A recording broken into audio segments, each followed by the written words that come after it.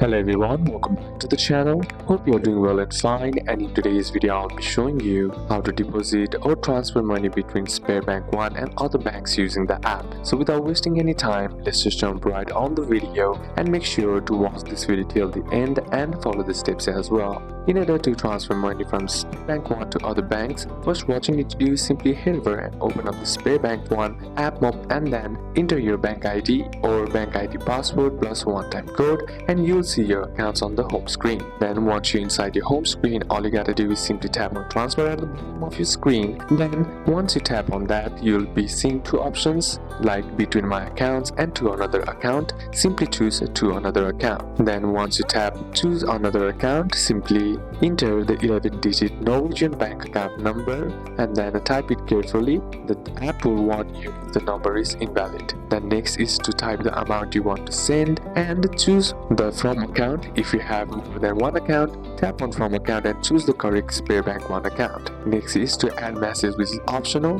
This helps the receiver understand the payment, example rents, groceries or loan payment. Then next is to choose the transfer speed. You may see two options like immediate transfer or normal transfer. Immediate transfer, money arrives within seconds to other Norwegian banks, and normal transfer may take same day or next business day. Choose immediate if you want it fast. Then lastly, simply tap on transfer or send and use bank ID or bank ID password plus code and biometric confirmation to approve the money. So these are a couple of steps that you can apply, and that's it for today's video guys. Hope this video was useful to you. Leave a like if it did, comment down any questions that you had, and see you soon on the next one.